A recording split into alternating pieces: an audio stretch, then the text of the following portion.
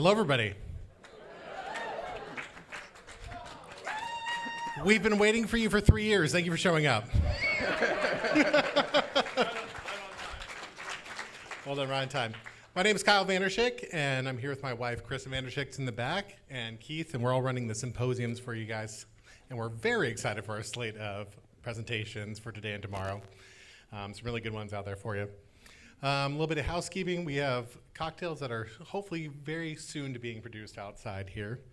At the back, we have 2 water stations for you and bathrooms right out the back. So I want to introduce Kevin to you guys. So Kevin Crossman is a search for the ultimate Mai Tai enthusiast who's been on the search for the ultimate Mai Tai since 1998. He's been a regular contributor to Exotica Moderna magazine, including feature articles, photographs, and cocktail recipes. You can learn more about rum, cocktails, and Mai Tais at his website, ultimatemaitai.com. The search for the ultimate Mai Tai started when the original website launched in 1998. The site received review submissions from Mai Tai fans globally and also featured essays and interviews. The site ceased operation a few years later, and Kevin followed other pursuits, including hosting several acclaimed podcasts, including That's What She Said. What do you guys think that was about? The Office, of course. Years later, Kevin's interest in cocktails and rum returned. Shortly thereafter, the search for the ultimate Mai Tai was reborn blog. Today you can, and later a website and blog. Today you can find daily updates, rum reviews, travel guides, essays, and Tiki bar ratings at Kevin's website. You might have seen Kevin on the Tiki with Ray show. Raise your hand. Hey! On YouTube, or heard him interviewed on the Rumcast podcast. A rum enthusiast, Kevin has completed the Con Tiki Expedition rum list and the Forbidden Island Kill Devil Club 1.0 and 2.0 rum list. He is also a guardian of the Cove and the Rumbustion Society at Smuggler's Cove. And as Jeff Beachbum-Berry says, Kevin knows this stuff. He's been doing it since the 1990s. Give a warm welcome, Kevin.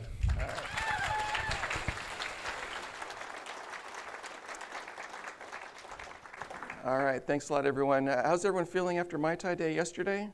Kind of okay? The Holly Pelly, man, that place was great. So thanks, everyone, for coming in. We're going to talk about the de-evolution of the Hawaiian Mai Tai, and we're also going to bust a couple myths. First, that the Hawaiian Mai Tai was born with pineapple juice. I see this all the time, all these articles. When Trader Vic brought the Mai Tai to Hawaii in '53, Hawaiian, they had pineapple juice in it. It's not true. Certainly not the case, as you'll see. And the reason for this myth is that nobody knew what was actually in the Mai Tai recipe prior to 1970 when the recipe was released. As you'll see, the ingredients for the Trader Vic's Mai Tai were not a closely held secret, and the basic building blocks were widely used. Pineapple juice wasn't added because nobody knew what the ingredients were. They were added maybe for other reasons. This is all based on research that I did when I was stuck living in my office for a week in January when I had COVID. And so there was a little bit of a silver lining, and I'm relying heavily on published resources because we didn't have time machines and we can't go back and interview people back then. This is based on some research and an article that I did for Exotica Modern magazine that was put out in May, and I want to thank Ken Holowitzki for giving us the opportunity to put some of this research into print, and that's a great magazine. You should all check it out. They covered most of this bio stuff already, so I'll probably skip by it. But just to note that this Search for the Ultimate Mai Tai website that I started in the 90s was super rough, even for its day. And so I've been really interested in this stuff for a long time. And when I put together the original website, this was the dark ages of Mai Tais where it was really hard to get a good one. So I put together recipes and other essays and other things. And you definitely should check out my Instagram. It's a good place to get social and all that sort of stuff. And I also want to thank, I don't know if he's in the room, but our friend B-Rex for doing the logo. Fantastic for the website and for the social media too, so that's great. So there's a bunch of stuff, not just Mai Tai stuff, but rum stuff, travel essays, Tiki bar ratings, all kinds of stuff. And in fact, here's a picture of me in 1999 at the old Mai Tai bar at the Ala Moana Shopping Center in Hawaii. This was not a good Mai Tai, and the Mai Tai that they serve there is still a little bit suspect, but the waitress is still dressed like that, so hey, it's kind of a plus. All right, we're gonna do a little quiz here. Which of these is a Mai Tai? You want to raise their hand and guess? Right there. B. Why B, sir? Because of the color. Any other guesses? Right here. B because of the mint. Any other? Right here. All of them. Why all of them, sir? Because when I bartended in the 80s, Mai Tai looked like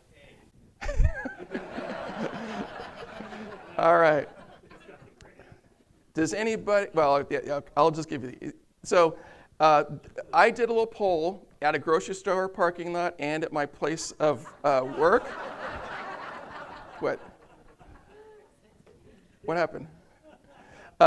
My place of work in the San Francisco Bay Area, and I polled a bunch of people, and I'll give you the results in a second. Lots of people said they weren't sure because they maybe never had a Mai Tai or had been a long time. One person said, which one has guava? And a couple people did pick B because it did not have the pineapple juice, and so maybe there were some sophisticated people here. This was the actual poll here, and maybe people picked B because it's the one that kind of looks different from the other two, and they assume that there's only one answer, but in fact, as this gentleman pointed out, they're all Mai Tais. They're all Mai Tais that I ordered in Tiki bars. The A is from Trader Sam in San Francisco, B from Tiki in Oakland, and C is Arnold's Beach Bar in Waikiki. Very good dive bar in Waikiki. So the whole point of this is to understand how we got from here, the 1944 Mai Tai, to the very commonly seen tourist Mai Tai with lots of pineapple juice, orange juice, and typically with a dark rum float. So let's go back to the beginning, 1944. Now, I'm sure with this sophisticated Tiki, for the audience, many of you understand this, but for those of you who aren't so hip, and just to make sure we level set here, we're going to talk about the original 1944 Mai Tai, which was created at the original Trader Vic's location here at 65th and San Pablo Avenue in Oakland.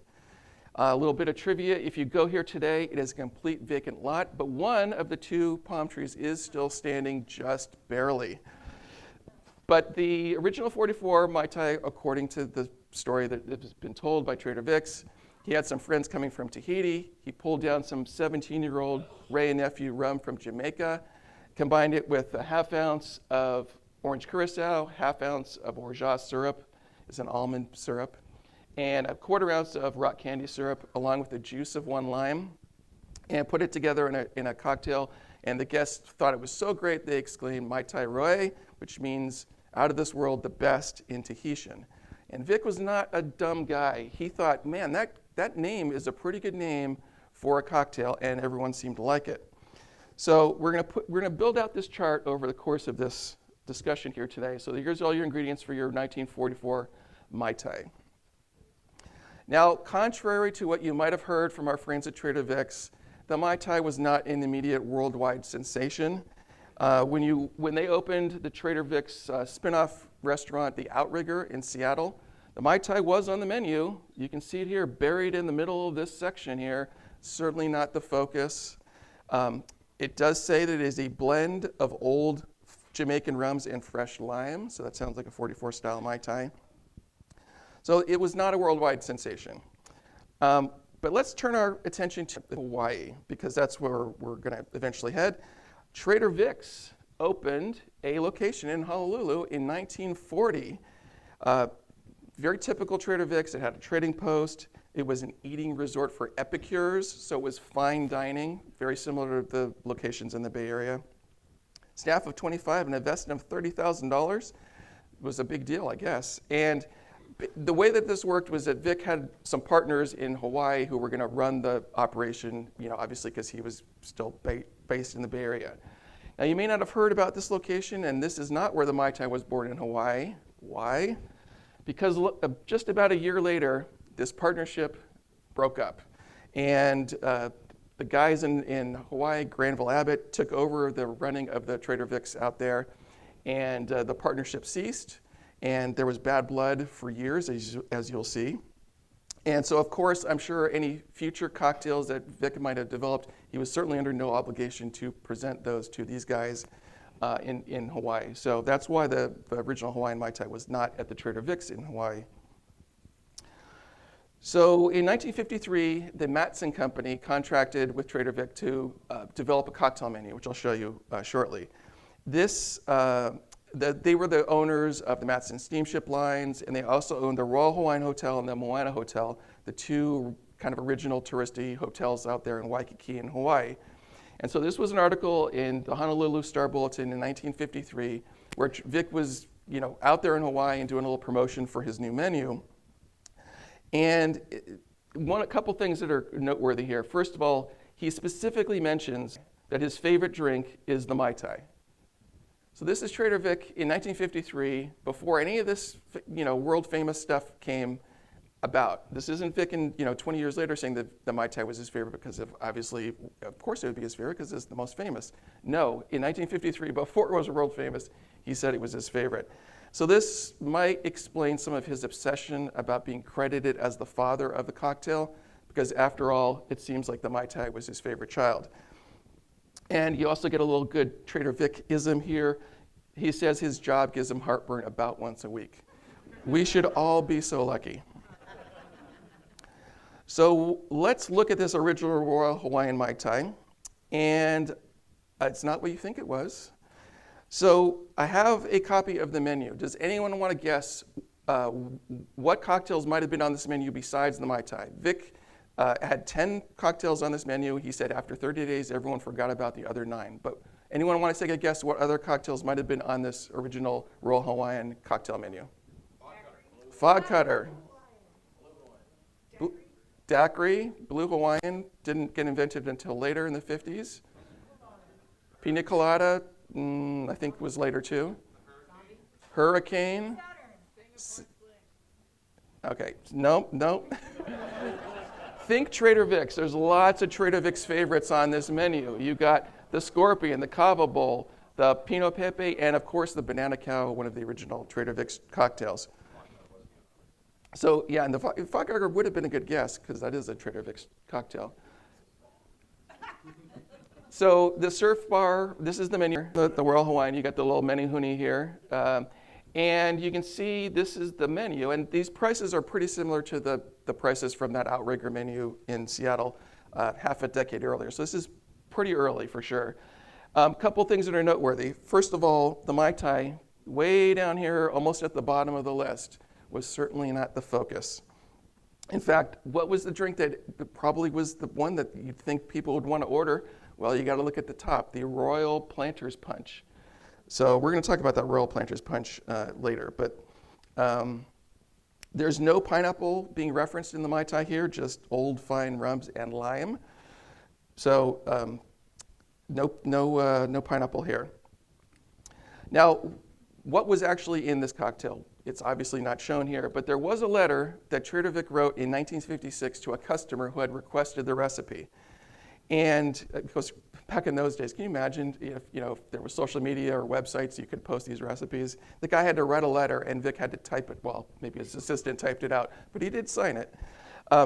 So this is the 56 recipe specifically mentioning the Royal Hawaiian. We'll do a little close-up here. It contains the juice of 1 lime, dash of rock candy syrup, dash of curacao, dash of orgeat, 1.5 ounces of Trader Vic's Puerto Rican rum, and 3/4 ounce of Myers' Plantation Punch rum. So, okay, no pineapple juice here. Stir and decorate with fresh mint. And just as a note, dash when referring to these style of ingredients means 1/4 ounce. So you might, if you looked at this recipe, you might not think it was the actual Trader Vic's Mai Tai recipe, if it not for the fact that the man had signed the letter himself. And as you'll see, it's very similar to other recipes from this same period. So let's look at this 1956 Mai Tai, and I'd encourage you to try this at home. So Trader Vic's at this time produced a Puerto Rican rum both in gold and white, and the recipe doesn't specify. I'm not sure there'd be too much of a difference there. But the Myers Plantation Punch rum, it's a widely available dark Jamaican rum during the 50s. 97 proof, so it's a little extra boozy. And it has a little bit more of a charred taste, kind of like a Demerara rum, not so funky like some of the Jamaican rums you see today. And 100% pot still, it's quite good. I've had an opportunity to try it. So the idea of trying to use these rums rather than the long-aged Jamaican rums that were being used out in the Trader Vic's restaurants probably for a couple of reasons. First of all, this way the Royal Hawaiian is not chasing the ever-changing availability of 15 or 18-year-old Jamaican rums, but also the light rum means it's easier to drink for tourists. So, and even though the Royal Hawaiian was obviously upscale, it was definitely not a fine dining establishment in the way that Trader Vic's restaurants had been known at that time. It's a resort hotel. So if you're looking to make this today, a couple suggestions for the rums. Any light Puerto Rican rum would be fine. Don Q, Bacardi even would be all right. Cruisin' is pretty good. If you're looking for the Jamaican, Worthy Park 109 is a very good dark Jamaican rum in this style. A little bit extra boozy at 109 proof, but otherwise pretty good. Or you could try the Hamilton 114, which is a blend of Jamaican and Demerara rums. So let's put that here in the chart, and you can see it's pretty similar. The rum obviously is different here, and some of the ratios of the sweeteners are different, but it's pretty much a 1944 Mai Tai. And just as a little bit of trivia here, this 1956 letter, the reason we know about it, it was because it was put up for auction in 2010, and there were pictures of it that circulated on Tiki Central and all these kind of places. It was actually purchased by Gary Lawrence of Lawrence Interiors of Lake Bluff, Illinois. And Gary, besides being a tiki buff, he also runs a business that does document restoration. So he's actually restored the letter to its former glory, and it's now hanging in his tiki bar. So it went to a good home. So let's continue to move forward here. 1958, there was a syndicated newspaper article that appeared in a whole bunch of newspapers. And this one happens to be from the Commercial Appeal in Memphis. And this was specifically cited as being from the Royal Hawaiian, from a bartender there. And you can see it's pretty similar to this 56 Mai Tai. Light rum, dark rum, equal parts of all the sweeteners. 1 ounce of lemon and a ½ ounce of lime, though, is quite a bit tartar.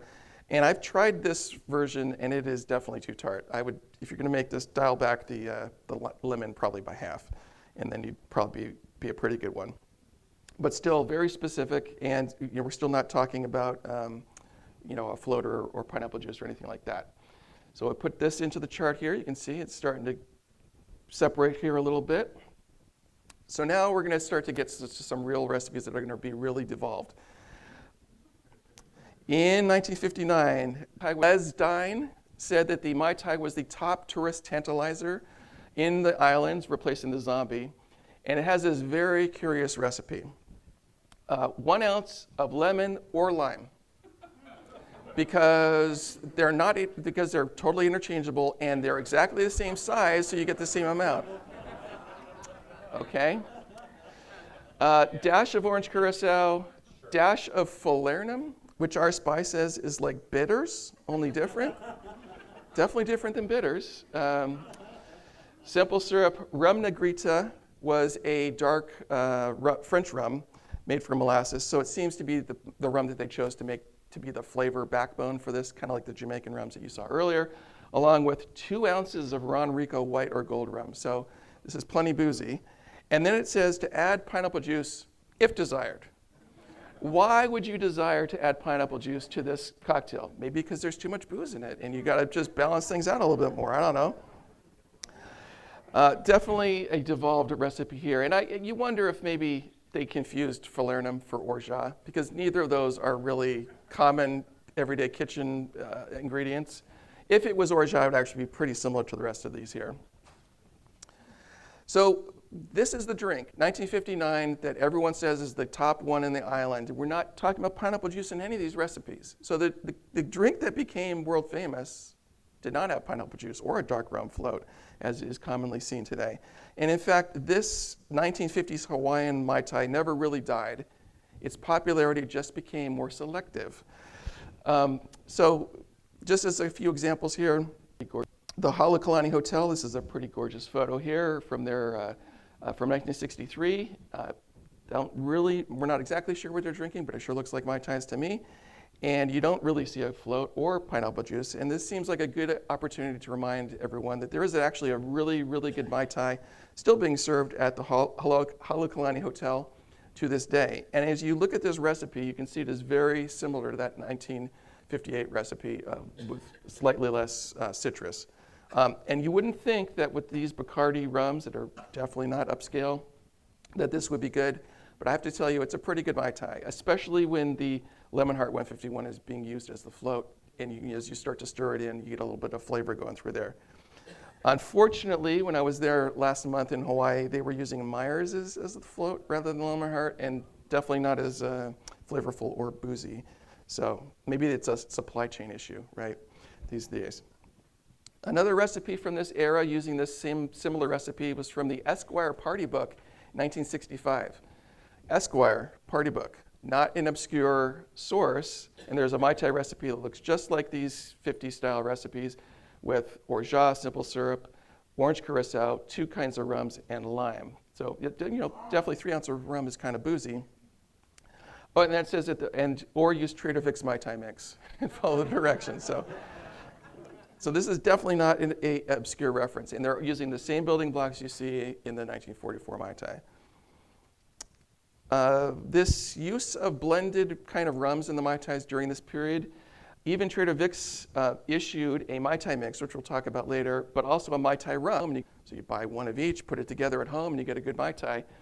This Mai Tai featured 70% Jamaican rum, 20% Martinique rum, and 10% Virgin Islands. So that's a light rum.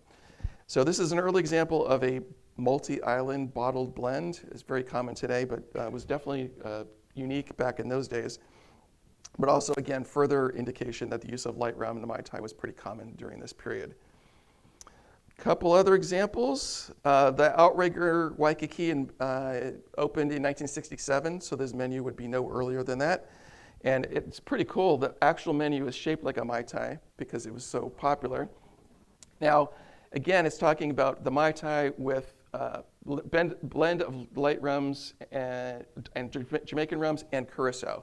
They're not specifically mentioning fruit juices the way almost all these other cocktails are specifically referenced.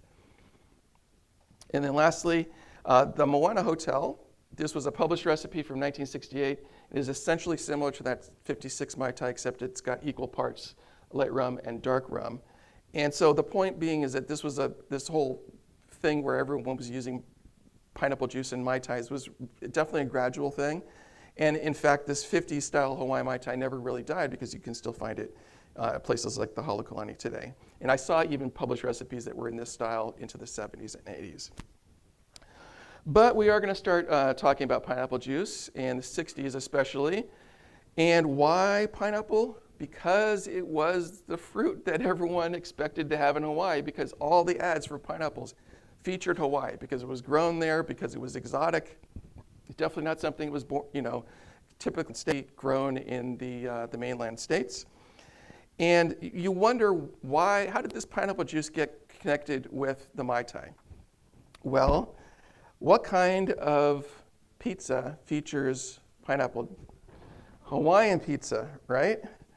And in fact, it's funny, this was like from Mountain Mike's website today. They even stole the old graphic from this whole thing here. So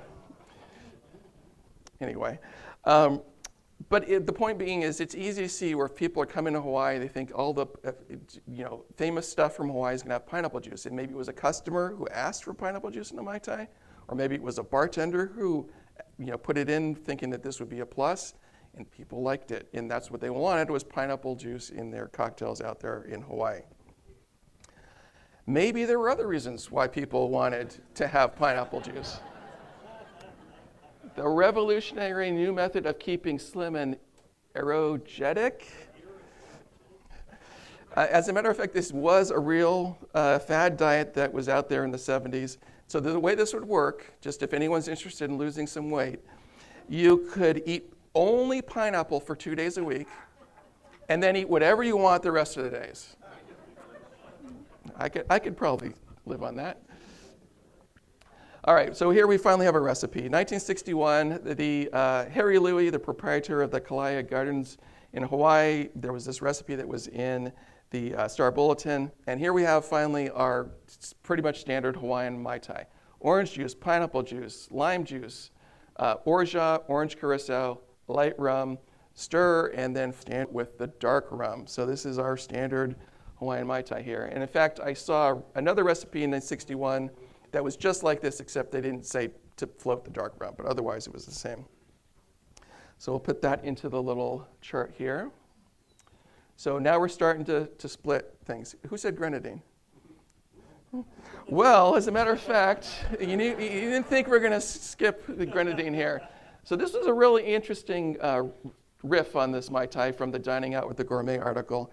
So it's basically using grenadine as an additional sugar component in the Mai Tai, and this, and even without pineapple juice.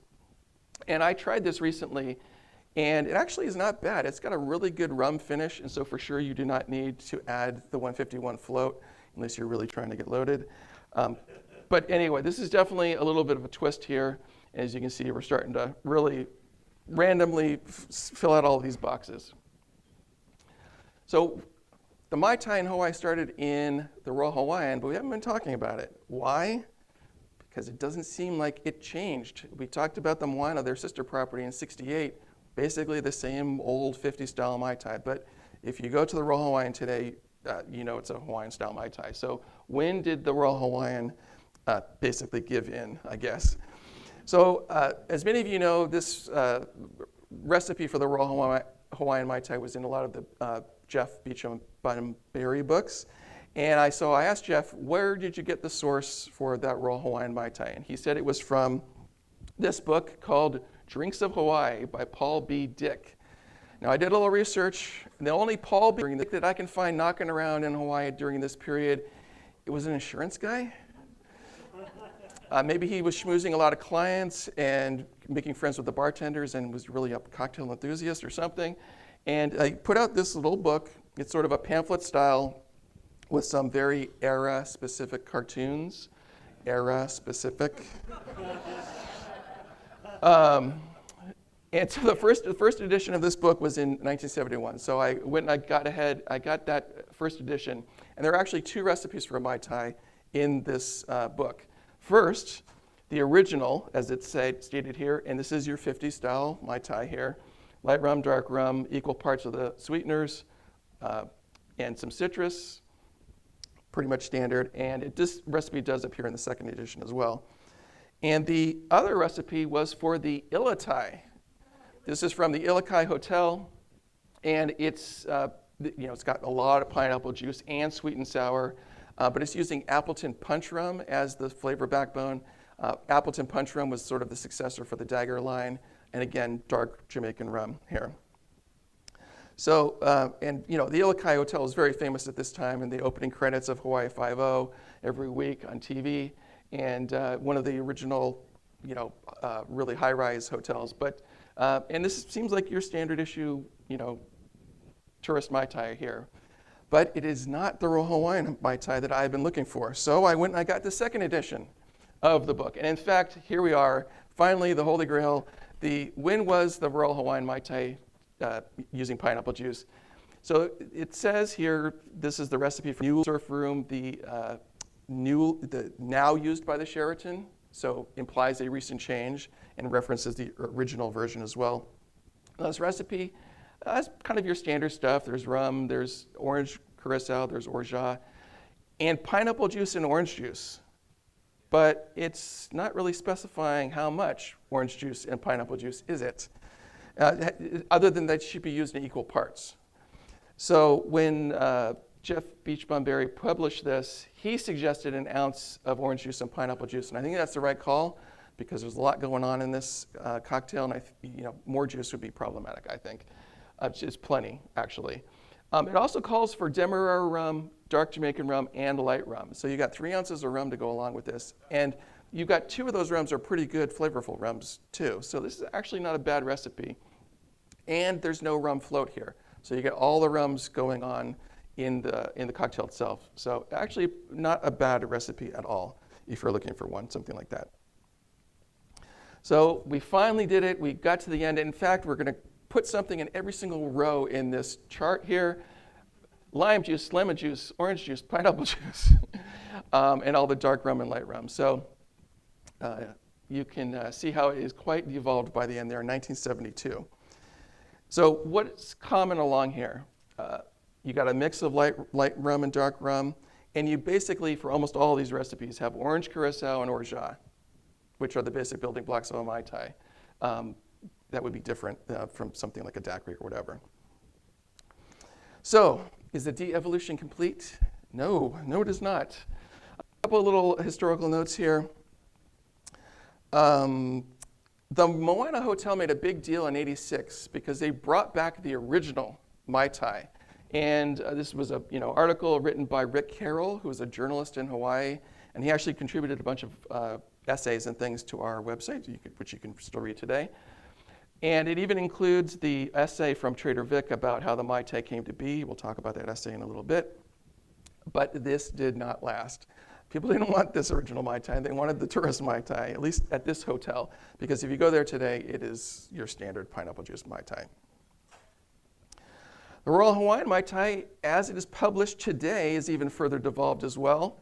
1 ounce of Bacardi, 1 teaspoon of cherry vanilla puree, ½ ounce of amaretto, so they're not using orgeat, Cointreau orange juice, pineapple juice, and a scant ½ ounce of Whaler's dark rum. And I don't think Whaler's is a very good dark rum, although they probably gave me more than a ½ ounce here in this Mai Tai that I had here last month. So you wouldn't think this recipe would be very good, but I will tell you, when I sat here in the best seat in the entire beach looking at Diamond Head, I have to tell you I liked it. I'm not too proud to say I didn't mind this Mai Tai. In fact, they have a 44 Mai Tai on their menu, and we had that a couple nights earlier, and it wasn't even as good. Now, these are all free poured, so your mileage will vary as you get it, but anyway, so there's your Royal Hawaiian Mai Tai as it exists today. Every year, well, until COVID came, they have an annual competition on the Big Island for the world's best Mai Tai, and this is at the Royal Kona Resort, where the Don the Beachcomber location is. And this is posting this because this is an actual published recipe of one of the winning entries. And so this is not to denigrate Kevin Berry of 3 Dots and a Dash, who played by the rules to win the top prize, $10,000 or something. But this is not a Mai Tai, right? Grape juice, cream to banana. I mean, I'm sure this is very tasty, but it does not look like a Mai Tai, and it probably doesn't taste like a Mai Tai, even though there's a few common ingredients. So again, this is what we're dealing with when they have this annual competition and they bring celebrity judges like Mick Fleetwood or even Beach Bum Berry, who we saw there in 2019 when we attended. But this is not a Mai Tai. So let's go back to one of those myths. This myth that nobody knew what the recipe was for a Mai Tai. Well, you saw a whole bunch of recipes, and they were not exactly that 44 Mai Tai, were they? But they were pretty close. So I think that what we should be thinking about these days is not that the recipe was secret or that nobody knew what was in a Mai Tai, but that the recipe wasn't really published. Because Trader Vic had published a bunch of books in the late 40s and early 50s. 52 was his last one. Well, what happened after 52? The Mai Tai became world famous in Hawaii. And they didn't get going into the publishing game until late 60s, or especially there's a whole bunch of books here in their early 70s. But as we've seen repeatedly, everybody was using orange curacao and orgeat in those cocktails, not with rock candy syrup. So this is not like the zombie where nobody knew what Don's mix was, or even that it needed Don's mix. While the exact recipe wasn't widely known, it wasn't exactly a secret either. Just as a point of reference here, the Pacific Island Cookbook in '68, you might think, well, why didn't they put the Mai Tai in there? This was really more of a cookbook, and there were only 12 pages of cocktail recipes. Several of those pages were devoted to punches and non-tropicals, so there really wasn't much room for a Mai Tai in there.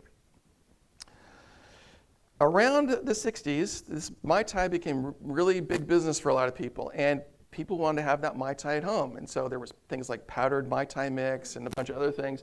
And of course, bottled Mai Tai mix. You buy the bottle, you just add rum, and it's just an authentic Hawaiian Mai Tai, right? So there were a whole bunch of players doing that. And of course, Trader Vic's was in this game too, as we noted, with their Mai Tai mix. But something happened in the late 60s. The Sunvac Corporation licensed the Don the Beachcomber name for their Mai Tai mix. but they also tried to copyright this. And that drew the ire of Trader Vic and his lawyers, and they got sued. Well, this lawsuit was settled out of court, so, there was no winner, I guess. And then shortly thereafter, Vic put out this press release in early 1970, setting the record straight about the Mai Tai. And it's so funny how the world has changed, right? He actually found some newspaper articles referencing this press release.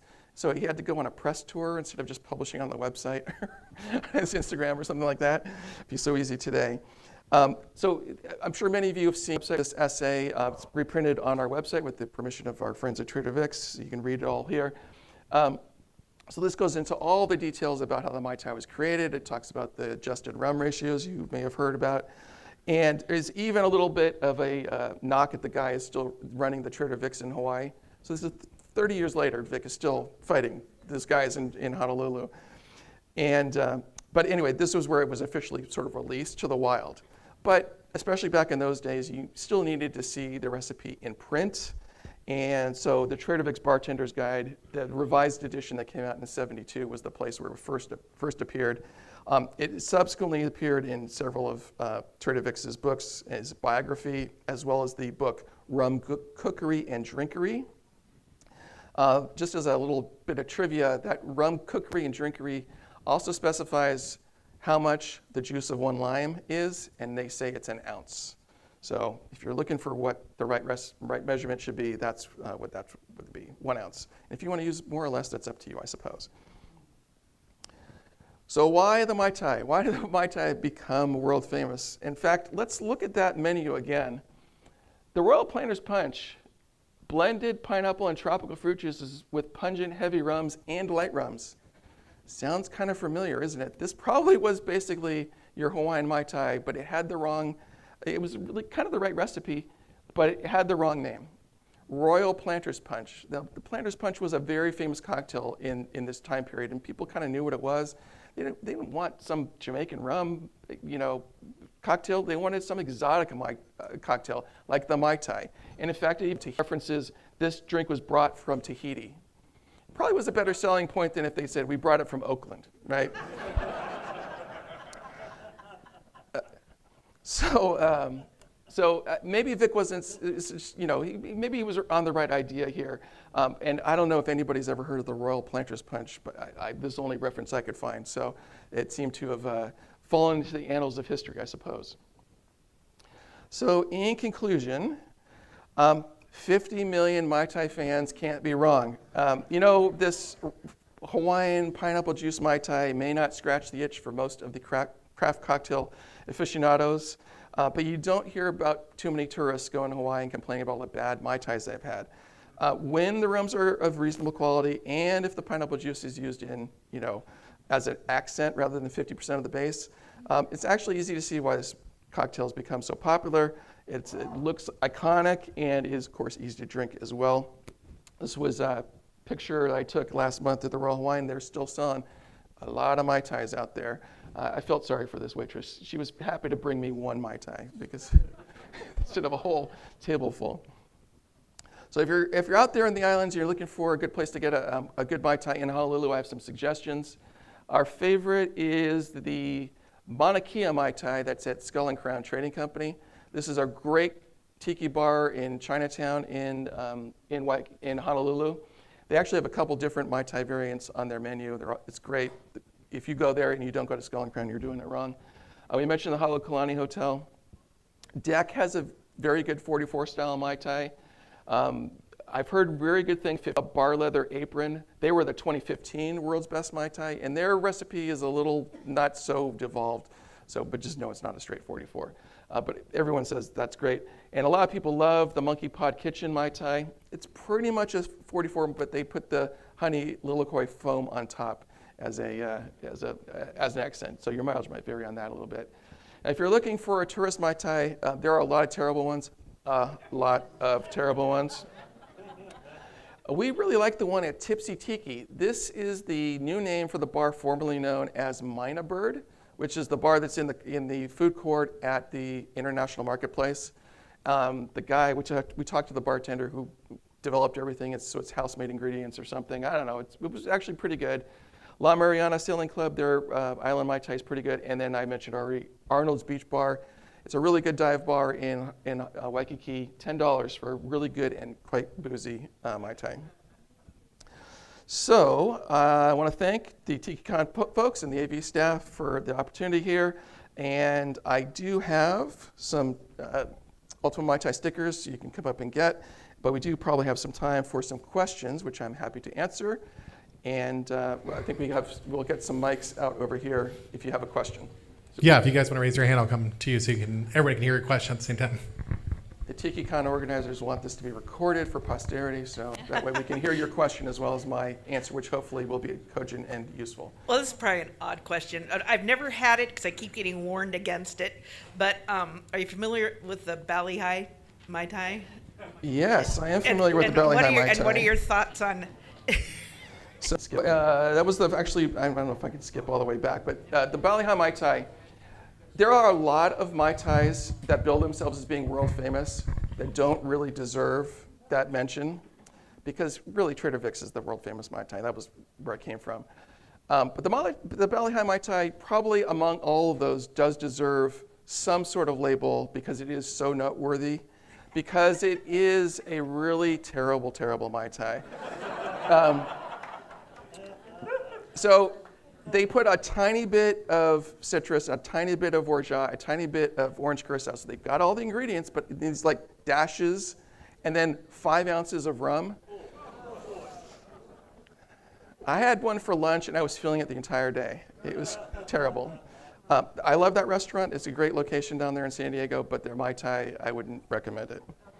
Any other questions? Right here. My question is regarding the garnish. The early one had a mint garnish, which we all know mint imparts some flavor, and then that seemed to disappear, and then the garnish now is sort of a free-for-all. If you can comment on that. Good question. So, I think something like a mint and the spent lime shell is the traditional 44 garnish. And I think if you're coming at the cocktail in a foodie sort of way, the way Trader Vic's originally did, I think that's a good way to have them, to garnish the cocktail. I don't personally get hung up too much on that sort of thing. I mean, if I go to a really good tiki bar or craft cocktail place and they serve me nothing as a garnish, or if the mint is bad looking, but yeah, I would probably noteworthy. But I don't always have a mint when I make a Mai Tai at home, and I don't think it's absolutely required. And all of these drinks here, you saw the recipes garnished with pineapple sticks or a sugarcane stick or flour, whatever. It doesn't bother me either way on that sort of thing. Especially these devolved ones with all the fruit juice. I'm not sure you need to have all those savory elements anyway. But whatever you want on your Mai Tai is fine by me, I guess is my point. Question, right here.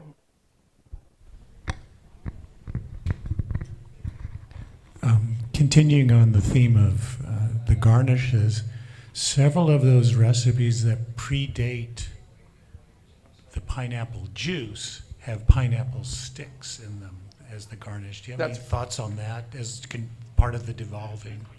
Again, I think that, let's throw something in there that would be exotic. Pineapple sticks, I think, we're used in a lot of different cocktails. So, it would seem natural that it would be included here, in Hawaii especially. So I don't think it would, you're probably going to get a little bit of the flavor of the pineapple, if it's a stick in there, but probably not a lot. But, maybe a little bit. We'll have to do a taste test. We'll see. Questions in the back right over here.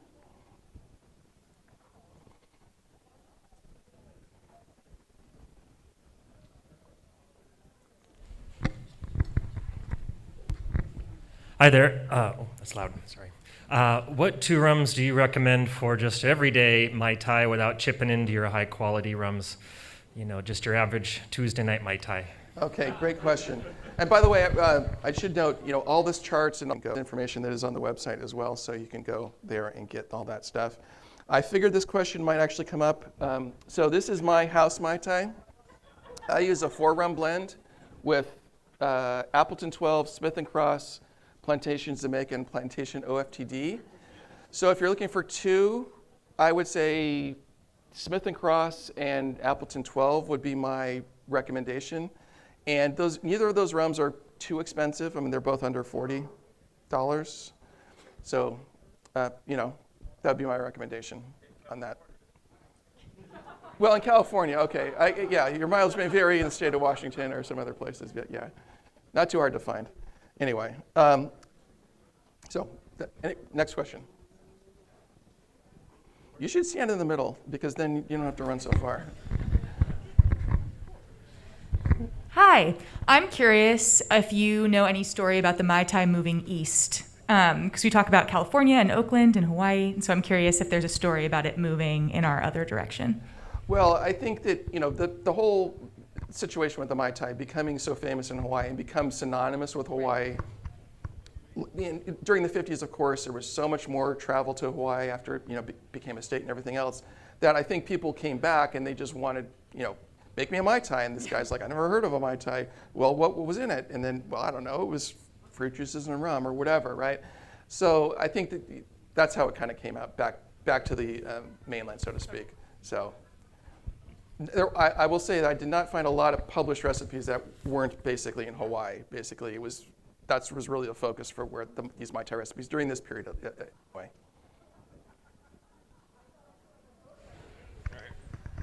With all the years you've been doing this, where have you found your favorite Mai Tai? Where is my favorite Mai Tai? I kind of figured this question might come up, and so I have a slide for that too. This is my list of top 5, but I have to tell you, that Mai Tai I had at Hawaii last night was really fantastic, so I might need to turn this into a top 10 list. Latitude 29 in New Orleans, really fabulous Mai Tai there. They use rum agricole in theirs, and it's not my favorite style of rum, but I have to say I love the Mai Tai. Rumba in Seattle, we're going to go on Tuesday and make sure that they still have a good Mai Tai there. Smuggler's Cove, Skull and Crown, I mentioned. And Dr. Funk is a new tiki bar in San Jose. Finally, we have a tiki bar in San Jose. And they use Smith & Cross and Appleton 12. So those are my top 5. And I'm going to cut to the chase because I'm sure someone will ask this question and I have the slide for it. The best Mai Tai I've ever actually tasted, that I've actually ever had, was here at the Tiki in Oakland. And the story behind this is I completed the rum club there at Tiki, and so they have a little ceremony and you get a little plaque on the wall and that sort of thing. And so for the night that I completed my list, worked with those guys and they put together a little menu of cocktails specials for that night, including a Mai Tai using my 4 rum blend. And the bartender, Terry Six, he made that on that night. And then when he was moving, and so we had sort of a going away party for him right before COVID hit. And I asked him for an ultimate Mai Tai, and he made it for me. Now, this is my specific rum blend made by a bartender who knows my preferences, a little sweeter on the orgeat than the way they would normally make it. And so I guess I would say your best Mai Tai that you can get anywhere is often because you're working with a bartender who you've tipped well over the years and you've patronized, and who can work with you on your preferences if you ask nicely and say please and thank you. So, other questions? We'll go back to this. No other questions? Well, I got one in the back. Run, Keith. I got better things to do. Kind of a variation of a previous question. Have you noticed a difference between West Coast and East Coast Mai Tais, particularly Florida?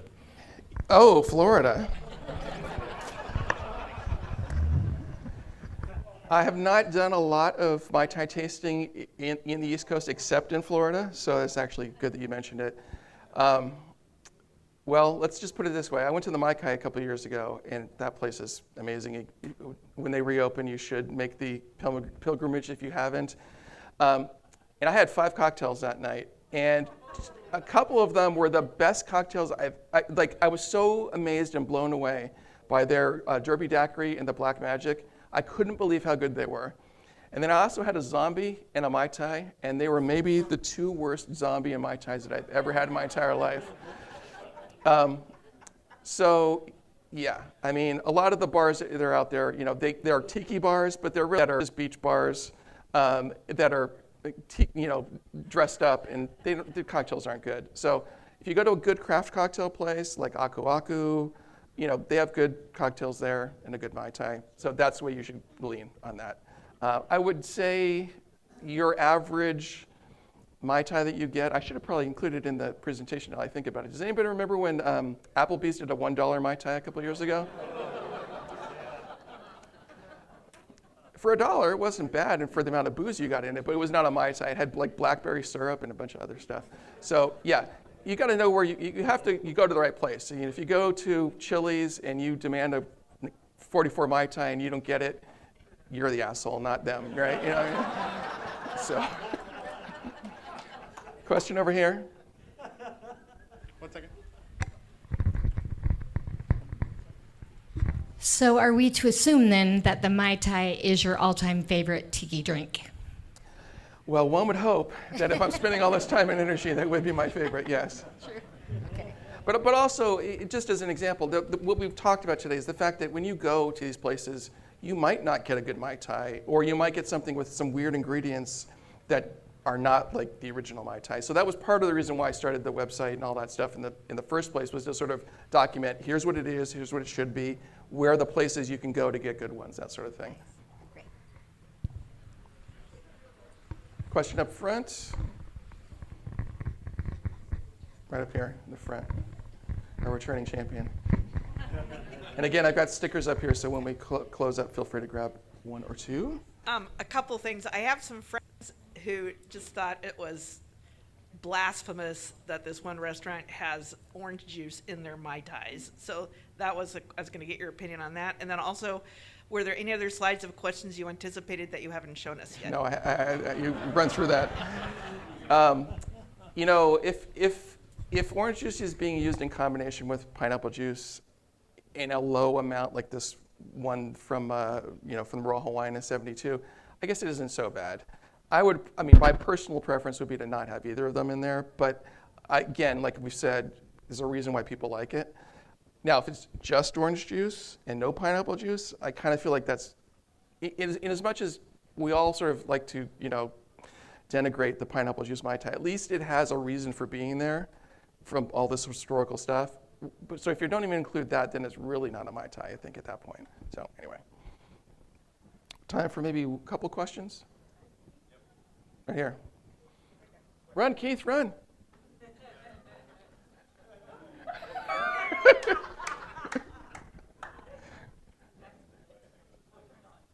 Keith, turn it on. I was doing jokes. I'm back to the mint question. Because you sort of said, well, it's no big deal whether you use mint or something else. It's kind of a foodie thing. But then later you showed your ultimate Mai Tai recipe, and it specified a sprig of mint. So why are you bothering with the mint? I guess what I would say is, if I'm at home and I really want a Mai Tai and I'm out of mint, it's not like I go, well, can't have a Mai Tai today. I'm just going to make it anyway. But yes, it is. I'm not saying it's not good with, or maybe better with mint, maybe more photogenic with mint. But I guess if someone, like if I went, we were guests to somebody's house and they served us a Mai Tai. If they served me a Mai Tai with a lime in there but no mint, it's not like I would say, you bad Mai Tai. No. Last question. Question in the back. That way.